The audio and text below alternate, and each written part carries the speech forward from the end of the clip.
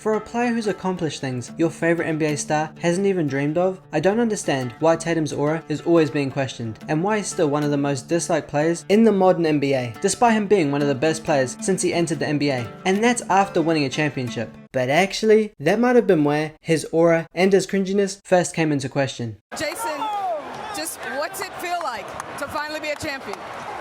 It's a surreal feeling. We did it. We did it! So hype right now. Anything's possible. Anything's possible! What are they gonna say now? What are they gonna say now? What they gonna say now? What they gonna say now? But that was missing from the resume. It's on the resume now. What a difference that will make in their confidence. But first, to know someone doesn't have aura, what does aura even look like? Oh, and furthermore, what does aura even mean? Aura is the distinctive energy or presence that seems to surround someone, a kind of quiet confidence. It's the sense that whatever they say or do carries a certain perfection. In sports and entertainment, we say someone has aura when they show extraordinary talent, magnetic charisma, or when they create moments so powerful they become unforgettable. It's more than just skill, it's the feeling they leave behind, the inspiration they spark. No shot clock. You need one stop. Do you send multiple players at LeBron? Down to 5. Down to 3. Make somebody else beat you. 3 on the way. He got it! Make somebody else beat you. Take the ball out of his hands. The game is over. Yes, it is. You cannot secure an attempt to shot. In the rebound, throws it out to Paul No, George. it should have reset. No, I can't believe that. Fortunately, you know why Paul shot it? The shot clock should have reset. It hadn't reset. And when he looked at it, he let it go. How far was that? He was about... And Lynn will direct traffic. Clippers going crazy, wanted to travel right there on Boozer. Shot clock at 6. Kobe pointing, now setting the screen. Shot clock at 2. Lynn has to heave and buries it. Shot clock at 5. Kevin Durant way outside. Delivers! Kevin Durant from downtown. Behind takes it away. Chalmers. Paul. James! Whoa! Thunder's out of timeouts. Adams gives it back to Russ. Deep shot. Get it! What a perfect ending to a historic day! Westbrook gives the Thunder the victory at the buzzer! I'm speechless. And then the steal. You get on the break. This gets this team going. He's not even looking at the... I think he was looking at Michael Jordan. I was thinking the same thing. Michael Jordan's a little left of that Charlotte bench. Hey, guys, you know, it's... I can't believe how fast 20 years went by. I mean, this is crazy. This is absolutely crazy. And, you know, to be standing here at center court with you guys, what can I say? Mamba out. What are you doing? What? Wait. Yo, you straight? Yeah, I'm good. No, I'm good. Dog. No, I'm good. I'm just regrouping. You sure? You got a tissue? No. No. Why would? Okay. Yo, it's good, bro.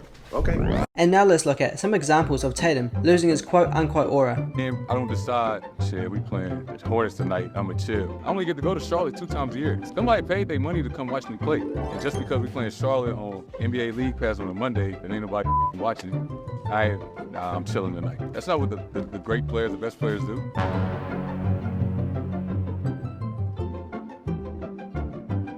Not bad for Monday night on League Pass.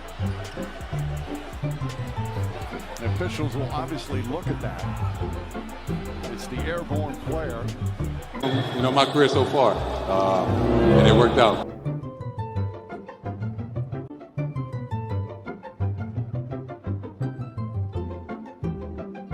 But I think one of the main reasons that raises questions about Tatum's aura and popularity is the way he's actively trying to convince sports fans that he should be the face of the NBA, or that he's underrated and or underappreciated by the NBA and its fans. Who do you think's the best player in the NBA right now? Myself. I truly do believe every night I step on the floor, I'm the best player. The truth is, you know, I envision myself as one of those guys, you know, the LeBrons and Steph, the KDs. You know, I want the next generation to view me as that. I'm humbly one of the best basketball players in the world. While on the other hand, if you look at a player like Anthony Edwards, who came into the NBA and naturally became one of the big characters in the league and a crowd favorite, even though he's still in the early stages of his career, his aura or popularity or character, or whatever you want to call it, has blown up in an astronomical way, with people comparing his aura to a person who has some of the most aura humankind has ever seen, Michael Jordan, a player who has transcended generations, being a household name for nearly 3 decades, with his aura never coming into question. Yet somehow Anthony Edwards has started to bring his level of aura and or popularity trending towards Jordan's level, even though he's been in the NBA for only 4 years, while Jayson Tatum had a 3-year head start on Edwards, but has still fallen way behind him in popularity and in the aura department. And when people ask Edwards about being the face of the NBA, this is his response. Do you consider yourself the top candidate to be the next face of the league? No, not really. Why? That's what they got Wemby for. Unlike Tatum, Edwards takes a completely different approach to the topic, and for some reason, I think people find that more humble or honorable, which makes him, in a weird way, seem like a more natural choice to be the face of the NBA, even though he just said he didn't want to be the face of the NBA. It's sort of hard to explain, even though I feel like a lot of people share that same opinion. But also, I feel like some other factors might explain why Tatum's popularity isn't where it should be, and one of those factors has to be him playing for 2 of the most hated teams in American sports, Duke University and the Boston Celtics. And at that time, when Tatum was playing for Duke, his name wasn't the name that was brought up when talking about Duke, even though he averaged 16 points, 7 rebounds and 2 assists per game, and was named to the ACC and had a 3rd team All-ACC selection. Because the most talked about player on that Duke team was Grayson Allen, who had that villain arc, enforcer, Draymond Green type energy aura going. Court, and the official's actually going to look back at it to see if there was anything. Like Tatum was the leader of that Duke team, but his time at Duke was nothing like Carmelo Anthony at Syracuse or that Zion, RJ Barrett, Cam Reddish Duke team. I would even say Ben Simmons had more hype around him at LSU than Tatum had in college, even though Tatum went to a way bigger college. But as we see now, Ben Simmons probably wasn't worthy of any hype. And then from being at one of the most hated colleges, Tatum gets drafted to one of the most hated NBA franchises, the Boston Celtics. The Boston Celtics select Jayson Tatum. So after a solid freshman season at Duke, Tatum enters the NBA as the 3rd overall pick, and right off the bat, everyone realized this guy can ball. Morris off the bench. Tatum with the dribble and the pull-up. Got it. Are you kidding me right now?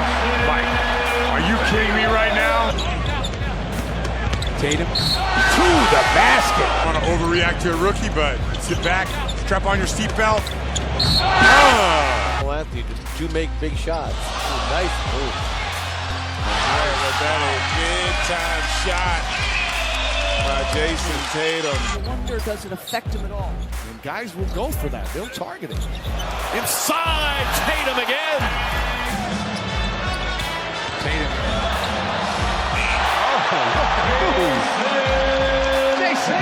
Take a look at Tatum here. Watch this spin move with the dribble. Yeah. Irving gets a screen. Back to Tatum. Tatum, some room for 2. He averaged 13 points as a rookie, and by his 2nd season, Tatum already had the game of his life in his resume. Out. Good job by Baines. Horford against Thompson. That's been a key matchup in this series. Tatum gets open again to the game. The switch of the pick and roll. I like the decision. Tatum is open. That's a 3.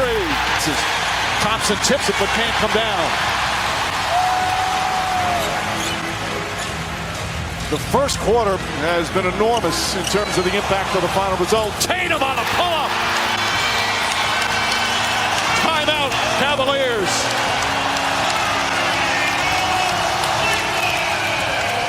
Downtown. Tatum nearly poked it away. Does the second time. Off of Kane's leg, out of bounds. Tatum at both ends of the floor as his mom applauds. Field didn't score, but already he's had an impact. Tatum flies to the basket. Pass stolen by Tatum. The guy underneath. Tatum guarded by Hill. Tatum pull-up shot is good.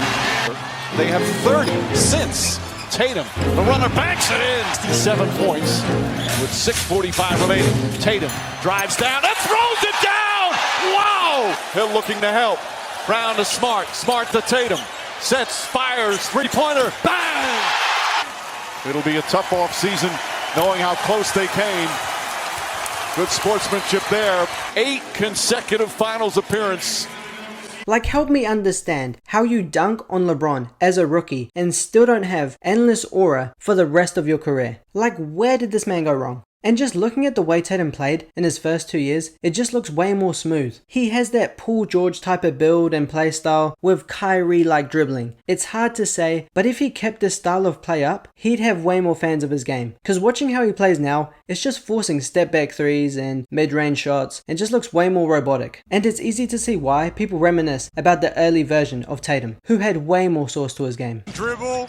Oh my goodness. And here's where things get, let's say, complicated. Because like I talked about earlier about the other factors that affect Tatum's aura, or why he isn't highly popular or isn't a crowd favorite, is that Tatum isn't a trash talker. He's not a showman. He doesn't have the outward confidence that other superstars have. No flashy tunnel fits, no wild celebrations. Just a guy who's really good at basketball and wins. And that's not a bad thing, because I think true basketball fans only care about that part. But to the wider audience, it's obviously not selling them to be a fan of him. Yeah, but fuck all that. Because let's talk about what really matters, stats. And statistically speaking, Tatum is an absolute monster. He's 6'8", can play 1 through 4, can do whatever he wants on the court, he can hit a step back contested 3, or he can be a bully and put someone on a poster. He's averaged over 25 points per game for multiple seasons, and even averaged 30 points. He's made the All-Star team multiple times, and he's a top player in the historic Celtics, already being compared to legends like Paul Pierce and Larry Bird for his offensive versatility. And most importantly, he's a winner. Looking at his win percentage, since he was drafted, he's always produced a winning season. Literally meaning, going into every game he suits up in, he's more than likely going to win that game. And that's also led to Tatum always making the playoffs and the finals twice. Meaning Tatum is a winner, and you can't argue any other way, because it's a fact. And when it comes to elite scorers, he's up there with the best of them, having 4 50-point games and 1 60-point game. And 2 of those 50-point games were in the playoffs, and 1 of those 50-point games was a 51-point Game 7, which is the most a player has ever scored in a Game 7, which just proves he steps up when it really matters. Even looking at some of these stats this Reddit user found and put together about Tatum's playoff rankings for all players 26 or younger, this just shows how Tatum is underrated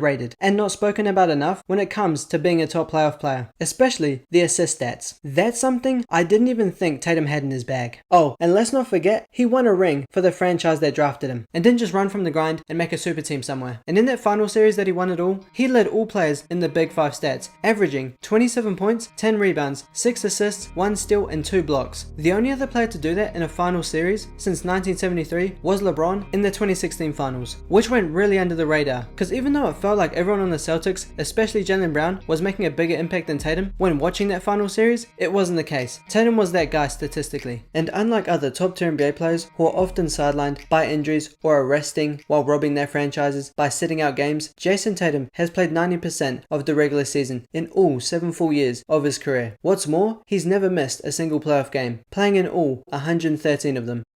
But yeah, to some people, even to me at times, that doesn't mean I think he has aura. And why, when people ask who are the top players in the league, Tatum's name doesn't instantly come to mind, even though Tatum's on-court game is some of the best we've ever seen. And that's because his off-court and on-court aura is like a glass of milk. Not good, not bad, just neutral. And doesn't get people out their seats like an AI step over after a big shot. And I'm not saying Tatum has no fans, far from it. He's a class act. But when your best quality is being a really nice, nonchalant character who can drop 30 points, it's kinda hard not to be overshadowed by the players with a crazy presence and aura in the league, like the LeBron Jameses, Giannis Antetokounmpos, the Steph Currys, the Anthony Edwards, even the Nikola Jokic's. Yes, I said Jokic has more aura than Tatum. So can Tatum ever shed the corny no aura labels? Maybe. I personally hope he does, because he's already a top 5 player in today's NBA, and an all-time Celtics player, and a solidified Hall of Famer, so his legacy's secure. But will we ever, as fans, get over hating on Tatum and just accept he's one of the best players and one of the faces of the modern NBA? Probably not, because Jayson Tatum isn't here to make waves. He's here to go quietly under the radar and be one of the best players of our generation, while sometimes winning a championship. And only when he retires